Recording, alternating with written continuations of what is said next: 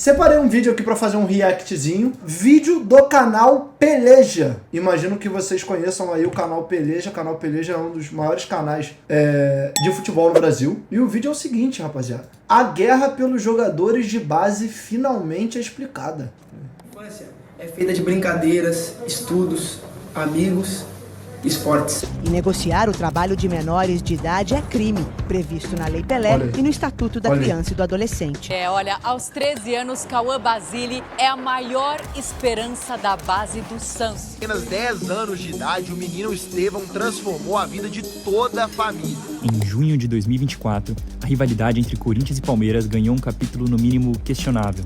O motivo? Uma criança de 10 anos. O Corinthians acusou o rival de oferecer 200 mil em luvas e 15 mil de salário para roubar uma das grandes promessas da base alvinegra, o que deu origem a uma batalha pública sobre o futuro dele. Meses depois, foi a vez do Palmeiras denunciar o rival por aliciar e levar um atleta do Sub-14, num caso que acabou na expulsão do Corinthians do movimento dos clubes formadores por falta de ética. A briga de duas potências do futebol nacional por esses meninos revela uma série de problemas que geralmente ficam em segundo plano. Crescer sendo tratado como produto tem consequências desastrosas. Então por que isso é tão normal no futebol?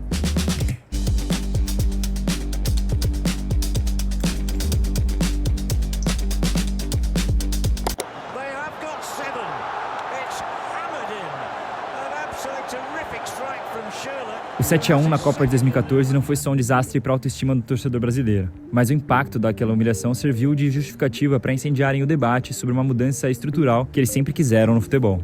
O argumento era que o Brasil estava ficando para trás, porque a lei não permitia que jogadores com menos de 14 anos assinassem os tais contratos de formação, e que isso atrasava o desenvolvimento deles. Em 2017, quando o projeto de reforma da legislação esportiva começou a ser debatido, alguns deputados, seguindo o desejo dos clubes, fizeram a proposta de diminuir a idade mínima para 12 anos. A realidade era óbvia. Os clubes queriam driblar relações trabalhistas e ter garantia mais cedo sobre a grana que poderiam receber no futuro com a venda dessas crianças que, ao contrário do que os contratantes diziam, tinham cada vez menos mecanismos de proteção. Com um discurso sobre aprendizagem e desenvolvimento social, o trabalho infantil seria normalizado.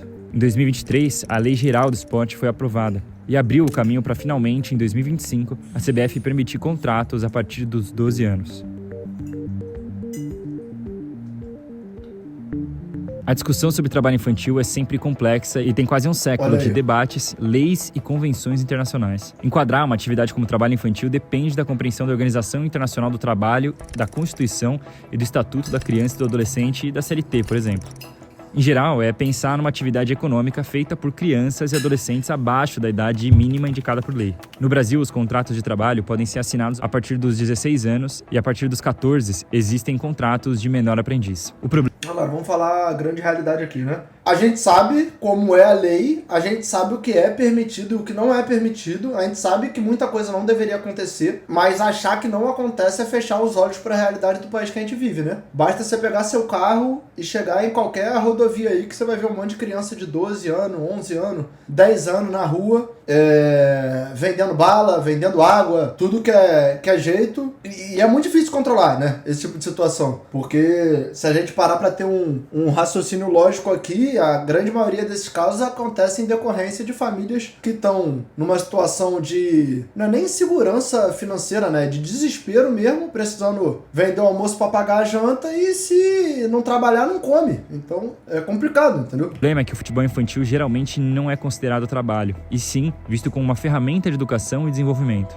Só que a forma como essas crianças são cobradas e pressionadas provam o contrário. Ou seja, esses meninos, eles na verdade são quase que um investimento, porque tem por trás dele também empresários e tudo mais, que estão lá amadurecendo para saber se eles vão ou não se tornar um jogador e depois gerarem riqueza. Aqui eu vou usar a história do Vini Júnior como um exemplo para você conseguir visualizar essa realidade. Um menino de origem humilde, criado em São Gonçalo, chegou na base do Flamengo com 10 anos e obviamente se destacou. Pica das galáxias.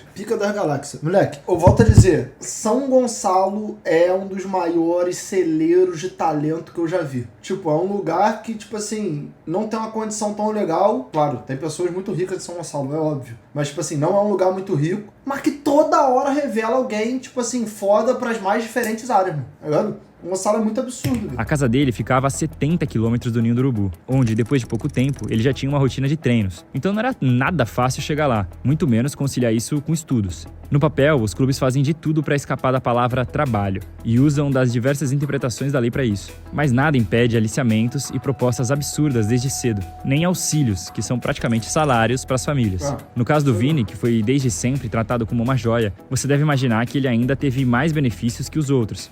Dizem as más línguas que o Ryan quase saiu do Vasco num momento que ele ainda era um adolescente e já era pica das galáxias na base, porque tal pessoa na diretoria na época não queria ajudar com um valor para a família, alguma coisa assim, uma ajuda de custo. Se pesquisar, vocês acham. Muita gente fala sobre essa parada. É porque não foi uma parada que escalonou tanto assim e acabou que ele ficou no Vasco, a situação se resolveu e tal, mas precisou ter um desenrolo, imagina. Mas nem sempre.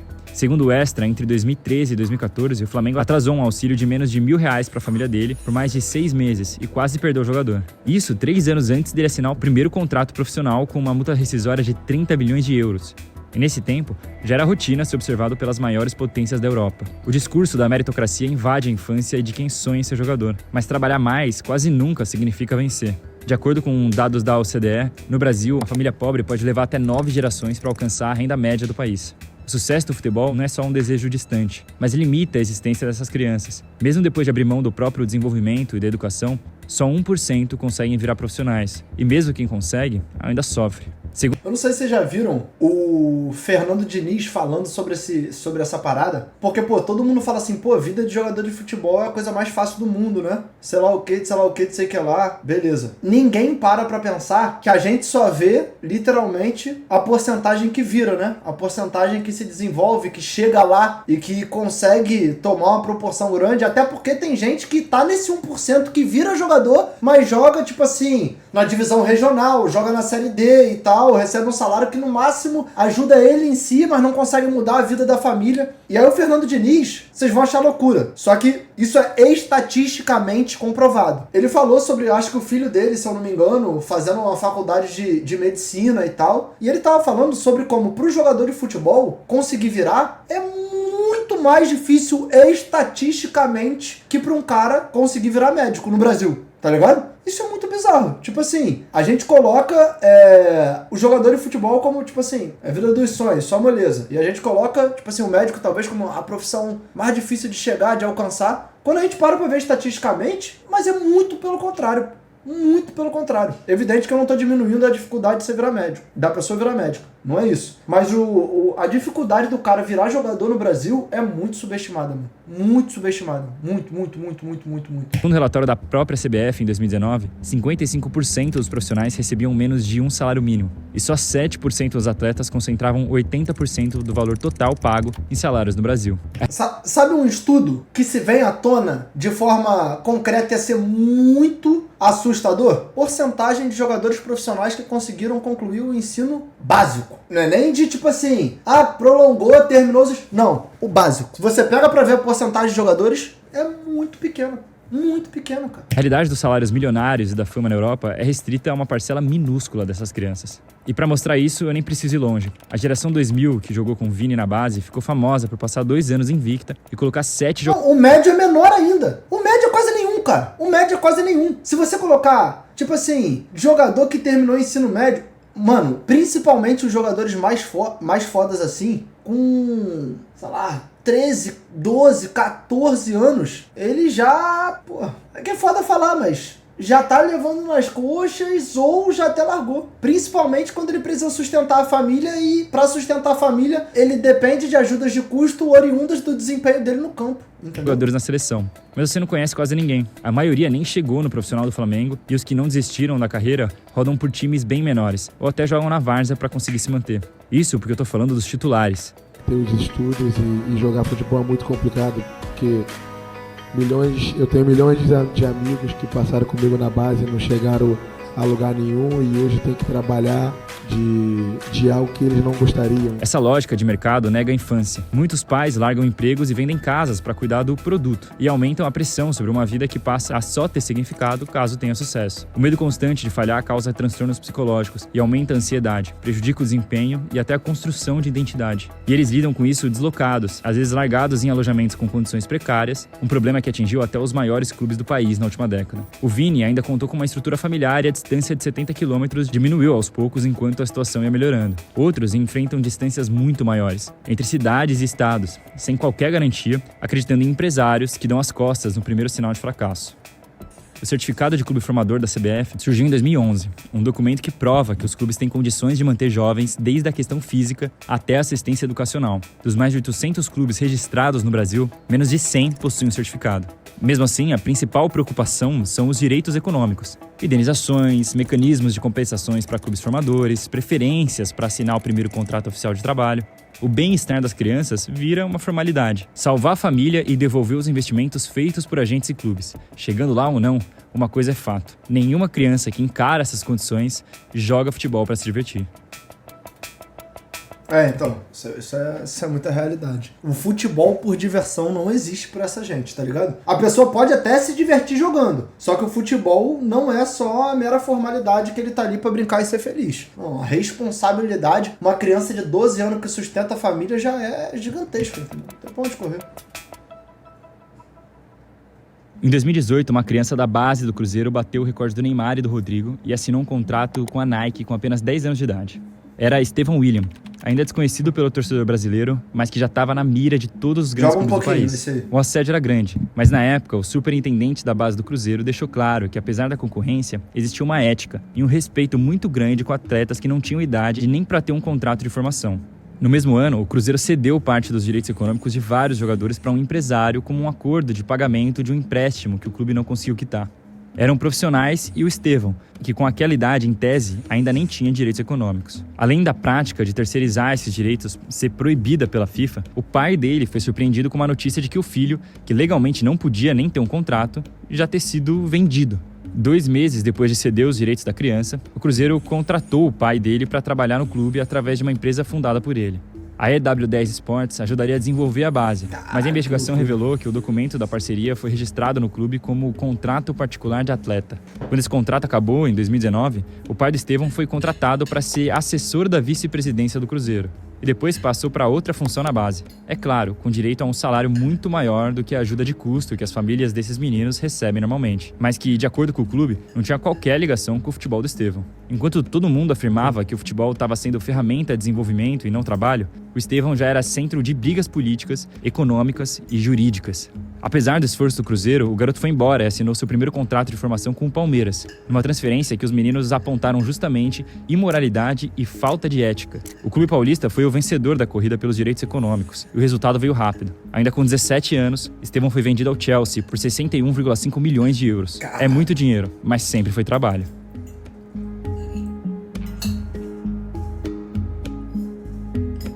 Não é por acaso que o destino do Estevão foi o Chelsea. Com o elenco mais jovem da Premier League, o clube tem focado nos últimos anos na estratégia de ir atrás de adolescentes pelo mundo. São empresas internacionais que querem ter acesso cada vez mais cedo a pessoas em países subdesenvolvidos que vão servir como produtos e que vão gerar muito lucro para eles no futuro. Isso seria estranho em qualquer outra carreira, mas no futebol é encarado com normalidade. As formas de ter esse acesso variam, desde acordos e promessas milionárias entre clubes antes das transferências serem legais, até a estratégia das redes multiclubes, em que os clubes centrais não contratam os menores de idade, mas têm controle indireto sobre eles. O próprio Chelsea apostou na sua rede. A Blue Co, que comprou o Strasbourg, clube que vem se destacando na Ligue 1 e, coincidentemente, tem a menor média de idade do futebol europeu desde que foi comprado. Mas as polêmicas na gestão de menores não é novidade na Europa. O próprio Chelsea foi condenado em 2019 por assinar ilegalmente com 29 adolescentes. Na maioria dos casos, o clube alegava que os jogadores só estavam fazendo testes e não trabalhando. Inclusive, foi o próprio Chelsea que inflamou a discussão sobre ética e as regras da FIFA quando tirou o jovem Gael Calcutta do Lens em 2009. No final de 2008, o então presidente Michel Platini ameaçou banir todas as transferências internacionais de menores de 18 anos na Europa e assustou os clubes. Na verdade, a transferência de menores de 18 já era proibida pela FIFA desde 2001, mas com várias brechas. Se a família do jogador se mudasse para o país por motivos não ligados ao futebol, por exemplo, nada impediria os clubes de assinarem com ele. A solução era oferecer empregos para essas famílias fora dos clubes. Pô, tudo é proibido de uma forma que existem exceções que facilmente permitem com que você burle a regra, tá ligado? Ou até colocar as crianças para dentro do país como estudantes internacionais, sempre dando um jeitinho de burlar a regra. Só que a ameaça de 2008 tinha uma camada mais profunda. Na época, o Arsène Wenger declarou publicamente o quanto ele odiava a ideia. If you ban players from moving before the age of 18, you know what will happen? The players will be sold anyway. To whom? To agents. At what age? At 13, 14. Where will they go? Not to top-level clubs with a top-level education. They'll go to clubs who have been bought by business people of a very low level and will stand by there until the age of 18, waiting to be sold. Da visão de dentro de um dos maiores clubes da Inglaterra, talvez a fantasia da oportunidade para os jovens fizesse mais sentido.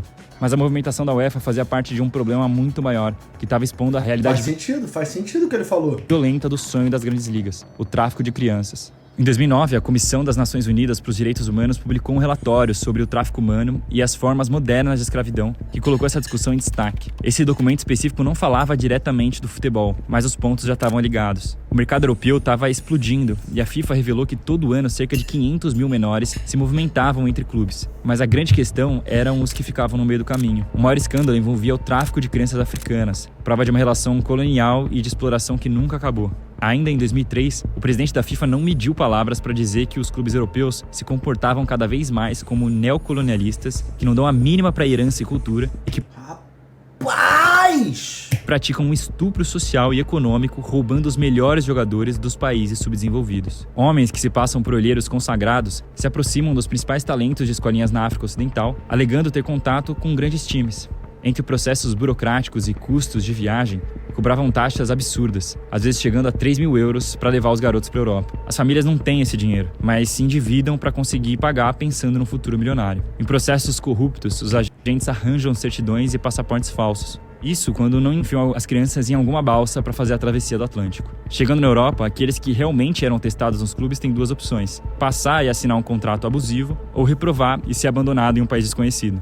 Depois do abandono, o visto temporário expira e os jovens viram imigrantes legais. Toda essa exploração se baseia na fantasia do futebol como caminho para mudar de vida e na chance de uma criança de sustentar sua família através do seu talento. Do tráfico na Europa às milhares de crianças sem rede de apoio e estrutura no Brasil, o trabalho infantil é uma realidade do futebol e está condenando o futuro de muita gente. Assim como normalizamos a desigualdade, normalizamos enxergar crianças como produto. Só que os produtos são descartáveis e a infância do seu craque favorito provavelmente também foi.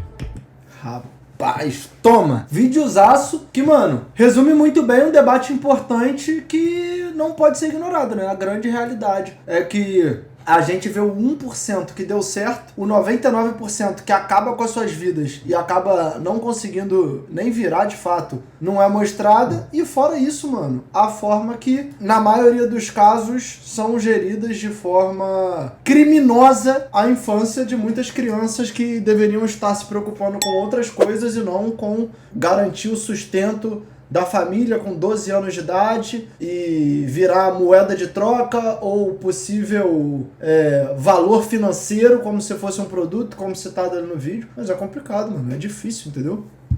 É difícil.